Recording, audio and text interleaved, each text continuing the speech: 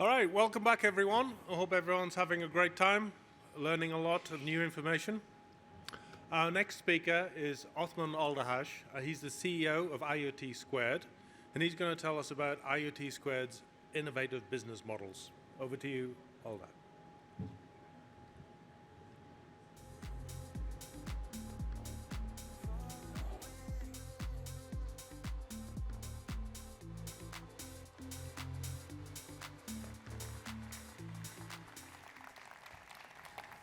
Thank you.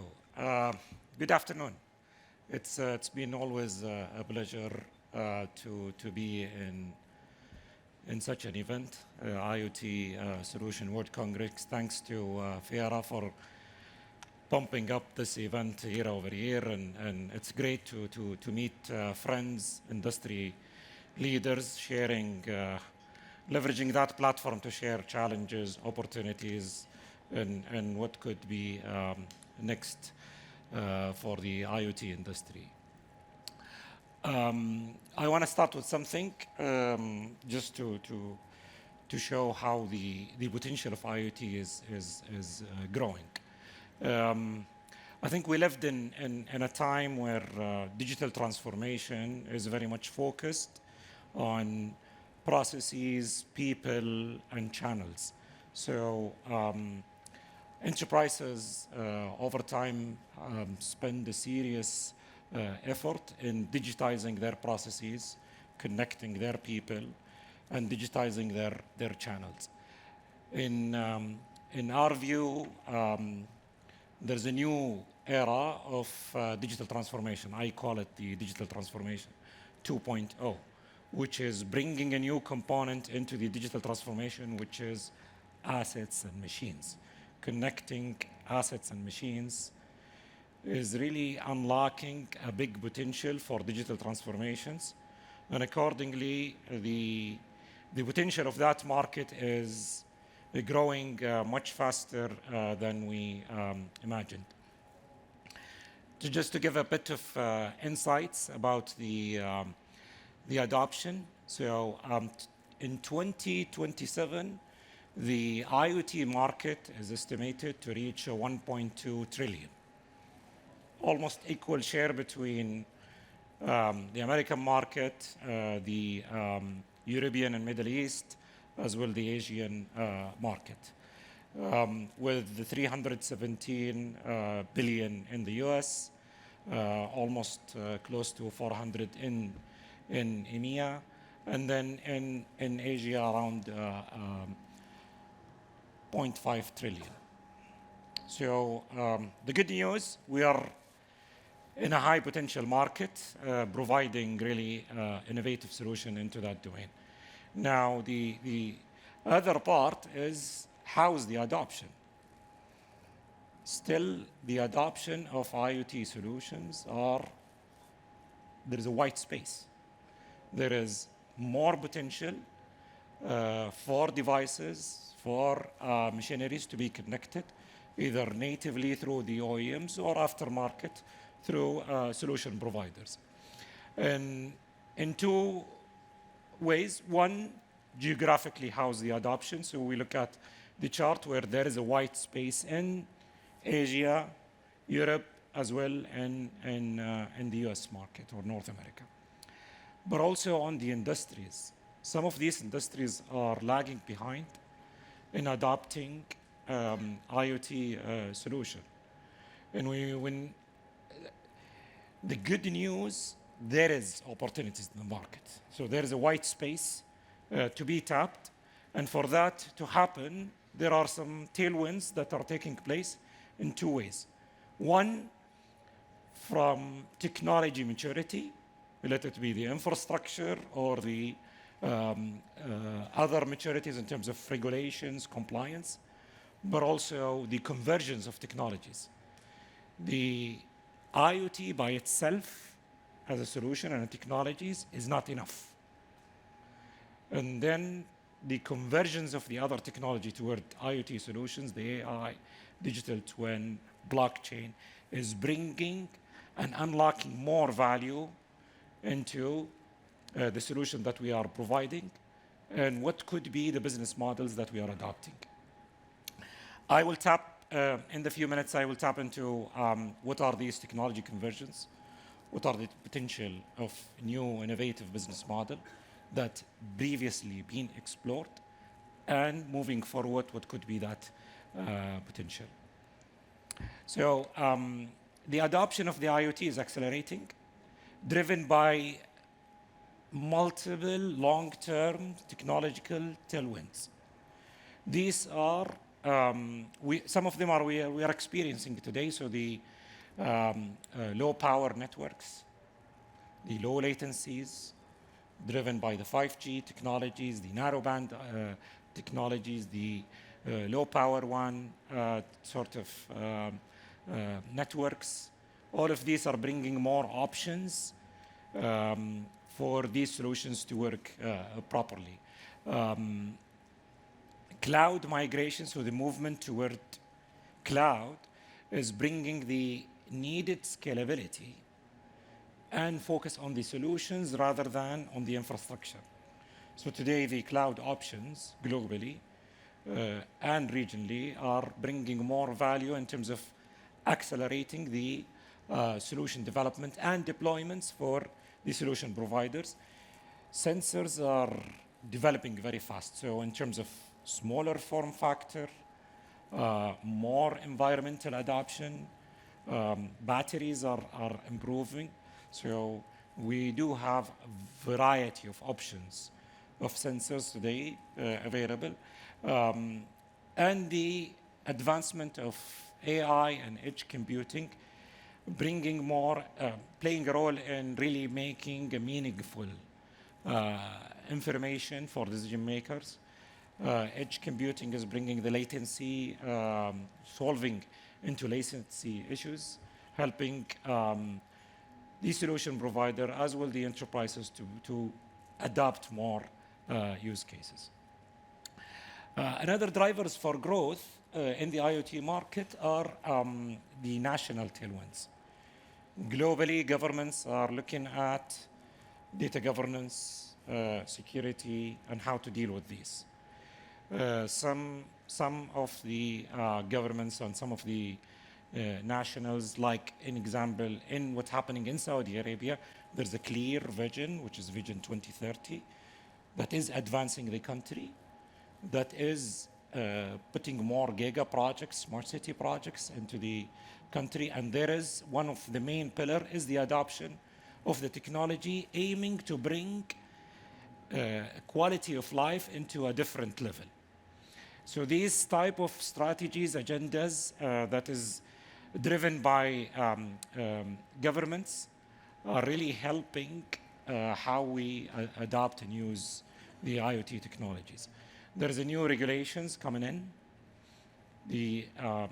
around the compliances of securities, around the data privacy and the data governance. And this really assuring that data being treated and being processed in a way that is protecting the privacy of that data. So that's another thing. The openness into new business models.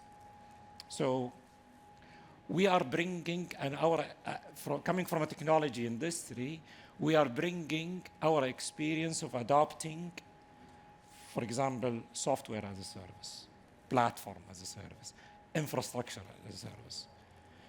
What do we bring into our clients today is equipment as a service, machine, sensor as a service. So the adoption of this new model is helping very much to increase the adoption of the IoT technologies. And then the maturity of the infrastructure today as a telecom infrastructure, for example, and the other networks, let it be, for example, LoRa networks and so on, it's reaching a maturity where we can trust the performance of this network as well the ability to go for a wider sort of deployment. But when we look at the IoT technology alone of connecting a sensor into a platform, it's not enough. So what are the other technologies that combined with IoT that enriching the solutions and the use cases and bringing it into the market. So IoT and AI is a great complementing technology that brings value. We used to focus on connected. We're moving into intelligence, and then we are moving into the cognitive technologies. So retrieving data is one thing, and bringing a visibility to be able to monitor. That's at a certain point of time, that was great, good to see these. Look at your fleet, do you fence it? Look at the performance of the machineries, the performance of assets and devices. This is great for operational efficiencies.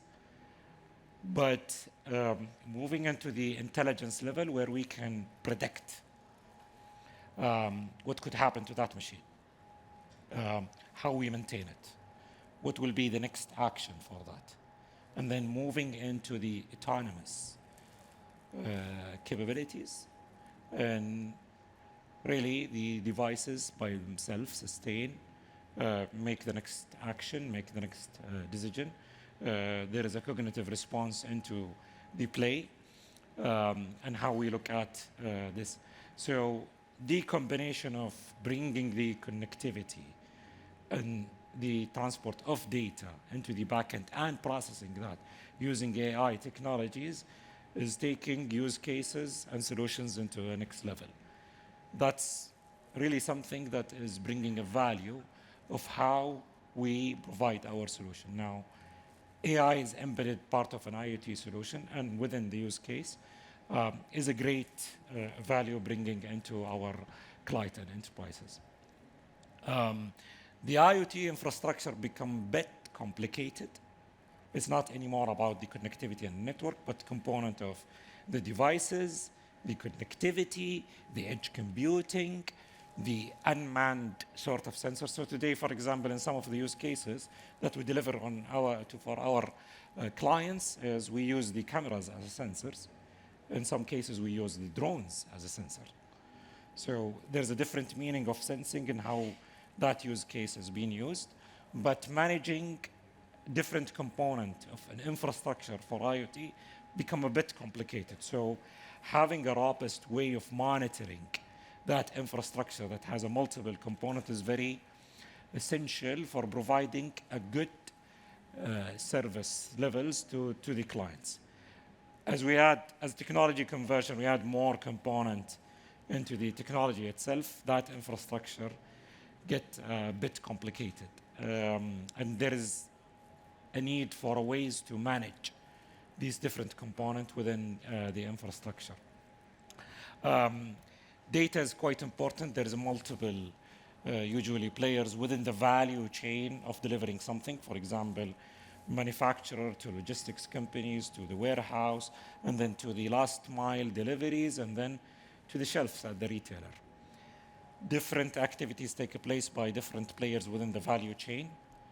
The adoption of blockchain to make sure that the data is being trusted across that value chain is a great combination of track and trace site of use cases, bringing it into how that data move in within the value chain and activities that happens into that. So we're looking at a very interesting cases within adoption of blockchain with IoT, specifically in track and trace use cases to help clients in cases of they want to do recall. So where is that exact product went into, in which shelf, in which store, and if we want to recall it.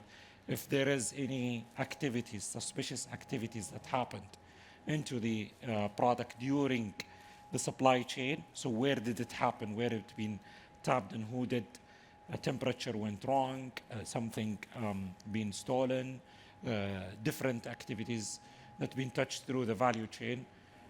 Blockchain bringing that trust of data, of everybody contributing and bringing the increasing the confident level of how this data being treated. Another great convergence that we are seeing is leveraging digital twin with IoT. So digital twin by itself is a great visualization tool. It's bringing the visualization into a different level. But without feeding these digital twins with data, it's meaningless.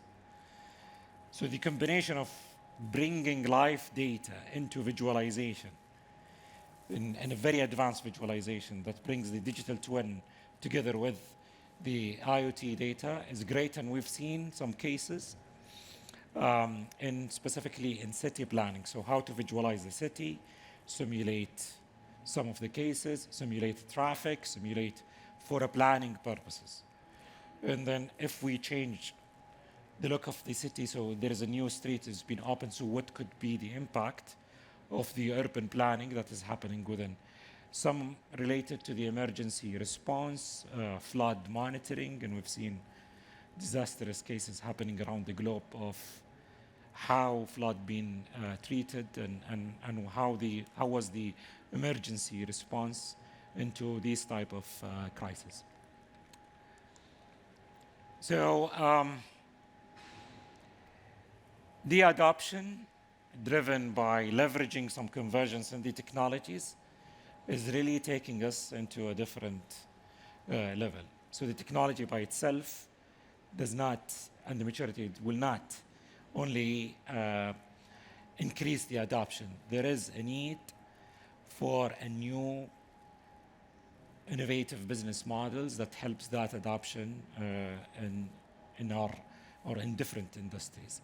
There is early adopters into these industries, and I will tap into this, but the X as a service, the outcome-based models, the benefit-sharing models, the build, operate, transfer, and the PPP, public-private partnerships, all of these models are pushing and helping the adoption of these type of solution and really bringing a more sustainable financial models for the client as well for the providers.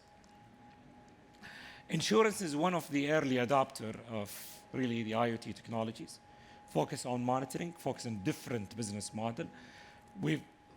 In my view, insurance is one of the very early adopters that brings value. So, for example, in the motor insurance, more adoption in the health insurance, and great maturity in the property insurance and whether homes, buildings, and so on. So the promise here is if I can monitor, then I can manage the risks. I have visibility of what is the potential of risks that could happen, and accordingly, the premiums of the policies are becoming more and more competitive. So some of the insurance companies that adopt, for example, usage-based insurance sort of models, they are more competitive in dealing with the premiums of the policies. Another example of evolution of model is the motor insurance. So we used to have no claim sort of discounts. So if your record has no claims, then you will get a good discount. Shifted into pay per mile, so pay per usage. So how much you use, and then the insurance get to adopt it. Pay as you drive, so again, and then moving into more of a behavior. And thanks again to the convergence between IoT, AI, being able to study behaviors and score them, and accordingly manage the risks, and accordingly manage the premiums of the policy. So as long as I can control or have a visibility on the risks, I'll be able to provide a better financial outcomes toward the clients. Equipment as a service is another emerging business model. A lot of OEMs today bundle connectivity and performance management into the devices to be able to provide a different model. So rather than selling the equipment, provide a usage-based sort of a model. And we've seen some of these experiences, for example, in the elevator industries, power generation. So rather than you're buying the power generators. It get to be rent, not on a daily basis, but per usage. So how much power being generated, this is the meter, and accordingly, the clients are providing. So we've seen these sort of requirements coming from some of the clients asking us to connect heavy machineries so they can be able to provide these type of models toward their clients. And there is two folds in terms of what is the benefit of that business model. To the original equipment manufacturers, it's a sustainable revenue, so rather than selling one time, they are getting a recurring revenues out of that. They can tap into a broader customer base. So that equipment used to be, high in capex. Not every customer can go and buy it or use it. With shifting the business model, there is a broader customer base that can reach into these type of services. And there is more customer stickiness. So it's the relation between the OEM and his customer is not a transactional one time, but it's more of a sustainable, continuous type of relation. To the other side, to the factory, to the customer, to the user of these equipments, it's very predictable and affordable type of a business, cost. They're gonna pay per that use. And focus, they get more focusing in their core competencies, their core capability, rather than maintaining the hardware and so on, because somebody else is renting this or providing it per use. So they take care of the end-to-end service, maintaining the equipments and so on. And then last is there is a guaranteed outcome and performance. Machines will not stay idle, and he's paying for that, whether in capex and depreciations, but it becomes a more of a utility for them. So it's a win-win for the OEMs and the enterprises, the factories, of providing these type of equipments as a service. This is an illustration of one business model that is really disruptive and can be applicable into different use cases. Another example is performance-based contracting in some of the city operation. If you look at, I'll just give you a simple example. In city operations, in waste management, so there is a territory that's been given into the contractor, and nobody's managing the performance. So the contractor, how much he deploy, of how much he collect of waste, and nobody knows that. Cities are shifting toward performance-based contracting. So it depends on the outcome that is coming out of this contract. They get to charge toward the waste operator, for example. Similar in smart parking, again, in the mobility domain. So how much is the outcome?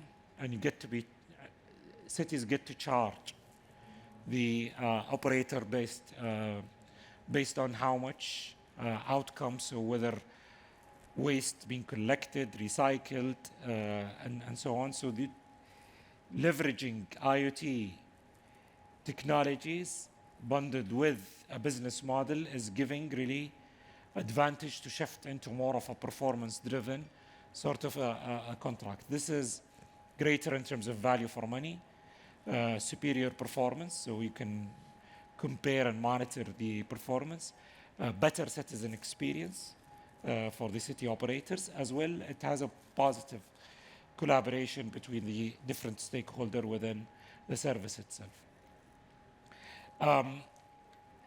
It is, I already mentioned how is it, that example of waste management, but it is applicable for different services within the city. And we've seen, for example, in Saudi Arabia, we've seen a massive shift of contracts toward performance. So how to manage and charge per performance rather than a blanket sort of contract or geo-related contracts. Now that being said, a lot of solutions are, we deal with an ecosystem of partners. And a lot of solutions that we deal with and we adopt is really coming from a different geos, different regulations, different. And we strongly believe that localization is a key to unlock the business models, not in terms of contracting only, but also of guaranteeing the services itself. Different countries have different infrastructure, regulations, compliance that they comply to.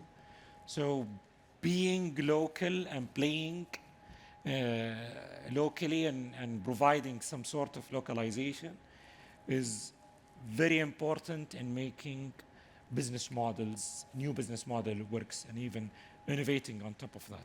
So the collaboration between the local stakeholders is an important one. Trust is an important factor. Compliance with the local regulations, whether in the security side or in the data privacy is an important one. Again, as I mentioned, the adoption into local infrastructure. In conclusion, I think multiple factors driving the adoptions, and one of the most important are the maturity of the infrastructure, the convergence of the technologies that we are experiencing nowadays with AI, digital twin, blockchain, and how we leverage these in the IoT solutions. Being able to adopt the new business models and being innovative about adopting it locally. How do we localize these type of business models? What learning we can have from different industries, different use cases, and how do we replicate that? Bringing the adoption to address the white space that I presented in the beginning of the presentation is essential to really capture that market and or have a slice on the $1.2 trillion market that we operate in. With that, I conclude. Thank you for your attendance, and happy to take some questions, if any.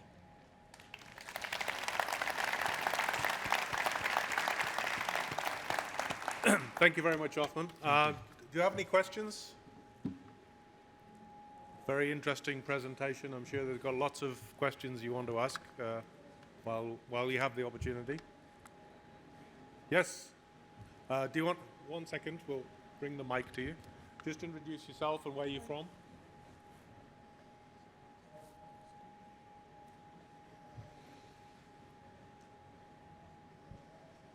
Thank you.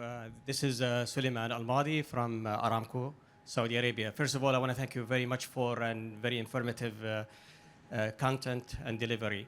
The question to you here, as we are going through this journey, which I believe is getting great momentum, globally speaking, what are we doing to make sure we are bridging to the academia, the future workforce? How do we link up with them? Because the young generation have innovative ideas. They are looking for a platform.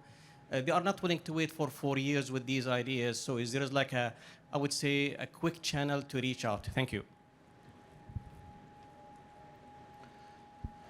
Well, the link to the academia. I mean, I'll give a perspective from our experience. So we do have a tight links with the academia through the R&D centers within universities, adopting either scouting for talent or even scouting for ideas and solution for some of the challenging problems. But as Suleiman mentioned, new talent is fast.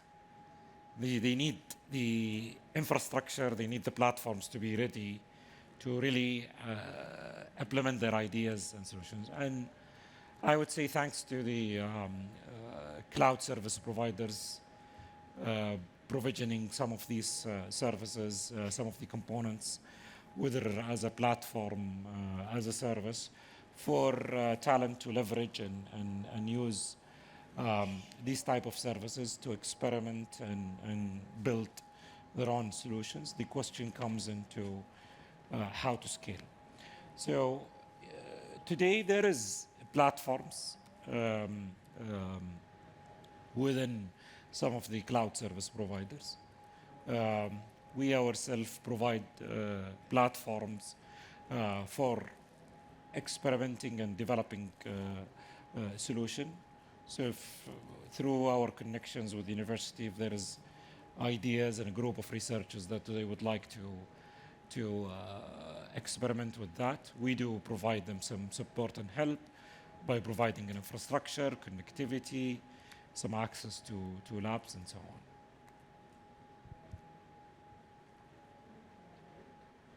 Got some more questions? Yes, over here.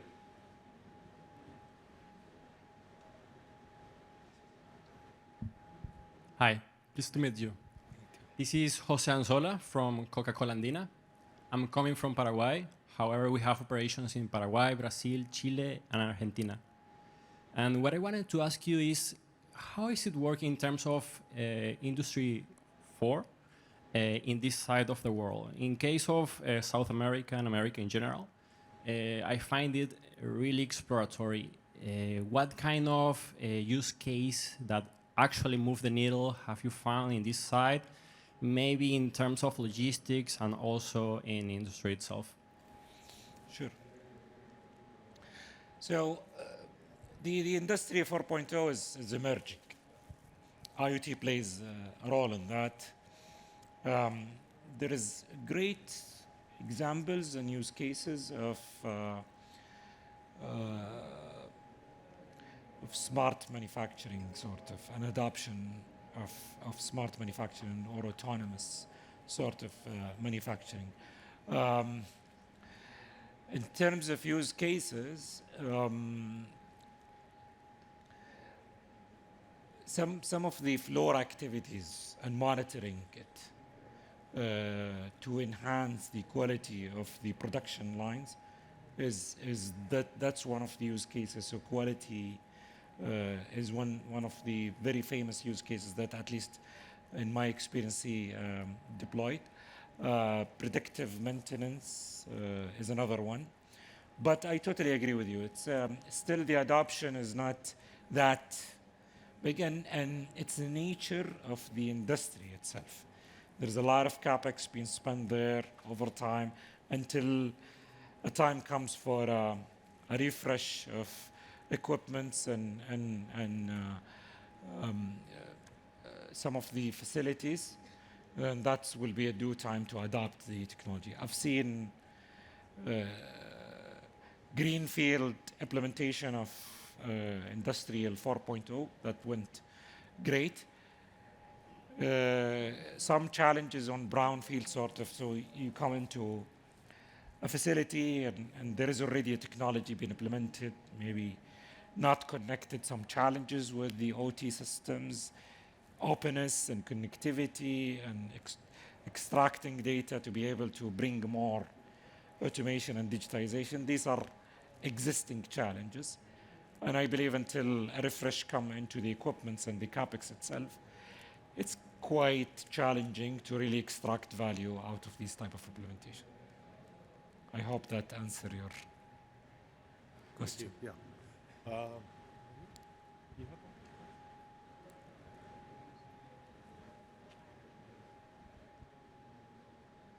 My name is Jawad. I'm working for EAN Data Salad Group from the UAE. First of all, I really would like to thank you about the insightful presentation. My question is on the business model that you mentioned. One of them was the what you call the public-private partnership. I would like to just to add one, which is, for example, the collaboration between the MNOs or the IoT players in the region to create a kind of consortium to serve those global enterprises that are coming into the region. Myself, I see that there are many players that are coming into our region, and they want a kind of one-stop shop, but they want a kind of one Spock to talk to, and then it's up to us maybe to create this new ecosystem to serve them as global players. So what do we think about this kind of new business models? Thank you. Agree on the point of there is a need for collaboration specifically in our region when it comes to the providing connectivities and so on. Every region and every country, they have their own privacy, sovereignty sort of laws. For example, permanent roaming is not allowed in the Gulf region. There is a need for switch connectivity to a more of a local service providers. But OEMs and manufacturers don't deal with country by country, but they deal with regions. So there's a need for consortiums to come together, operators to come together to serve these type of clients by providing connectivity for different countries within a region. So definitely that's a challenge today. We face it. We try to find ways to really come together as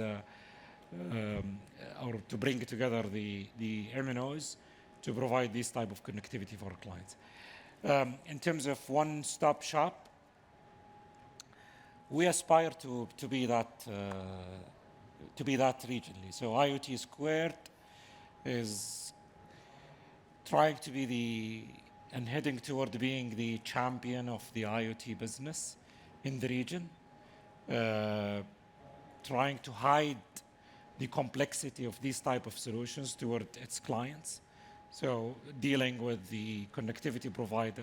As I mentioned in the presentation, the IoT infrastructure is quite complex. There is cloud, there is platforms, applications, devices, connectivity. And if you head toward the client, he starts to really get puzzled of looking at these different components. There is a need for us as a solution provider to shield that complexity, simplify it, and provide toward customer. Only competent players will be able to have that diverse experience dealing with telecom operators, infrastructure, devices, connectivity, and bring that seamless experience toward the customer. We claim that we have the right diversity in terms of talent and experience, people coming from telecom operators, coming from infrastructure, on the devices side, engineering, the connectivity, the cloud, pulling that talent together to provide a good service level with a simplified way of providing that solution is an aim that we are heading toward, and we hope that we can reach it. But totally agree, it's complex. It's complex for the others to come and deal with multiple MNOs in the region. Good morning. This is Wasim Gadban, Global Vice President for Innovation and Digital Engineering at Kent, based in UAE. It's really a great presentation. I enjoyed all slides. Question about the adoption of IoT. You presented a slide about different industries, and mainly oil and gas. We see oil and gas and the energy industry is really adopting this kind of solution to create an integrated system for the entire enterprise and operation, which is really great.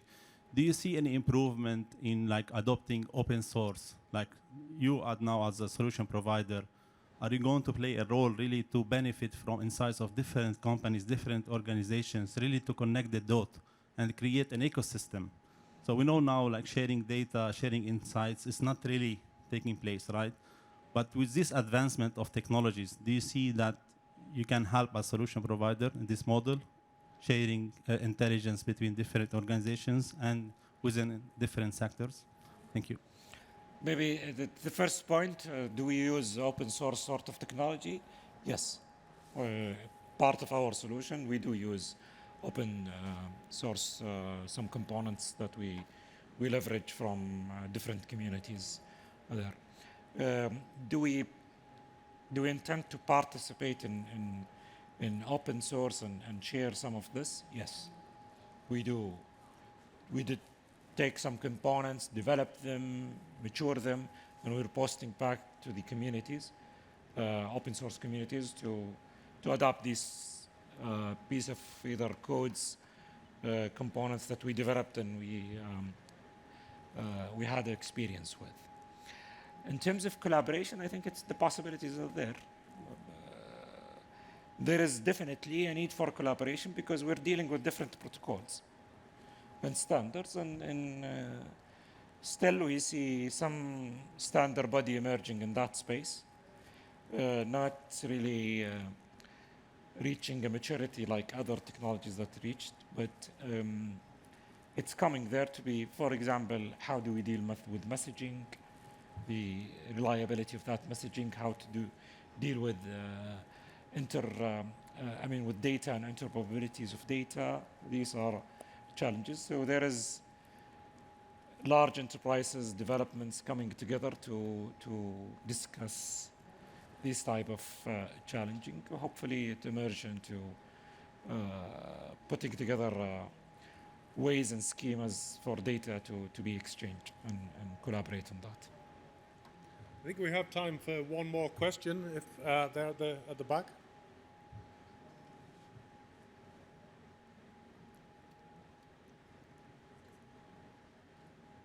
I like the questions more than the presentation. I think it would give us interesting questions. Go ahead. Thank you for the insightful speech. My name is Joel Särkkä. I'm from Northern Europe, Finland. I'm a CIO up there. You had a good slide about IoT scaling within different geographies. You had Europe, North America, and Asia. What would you say from your perspective is the digital adaptation or the IoT maturity within Middle Eastern Europe, and how do you see that compares to Europe, North America, and Asia as of today, and what you see the short-term future looking like? Well, the region, Middle East and at large is really advancing in the digitization, but I'll tell you what I know. So in Saudi Arabia, digitization is a priority, really. So we score, I think, among the top 3 in the G20 as a country in terms of digitization. So government is heavily digitized today in Saudi Arabia, and that digitization even driving the adoptions of IoT. For example, inspection. There is a lot of use cases around inspections, around monitoring, and all of these will require some components to sense and devices to be deployed on the ground and accordingly connected. So I strongly believe Middle East at large, and specifically Saudi Arabia, is leading the digitization when it comes to the government. And with that, once that digitization is passed, then the digital transformation 2.0 is pulling again, connecting with devices, assets, equipments, and that is really a good tailwind for the adoption of IoT solutions. Thank you very much. So excellent presentation and great question and answer. Give a big round of applause to Othman Aldahash. Thank you.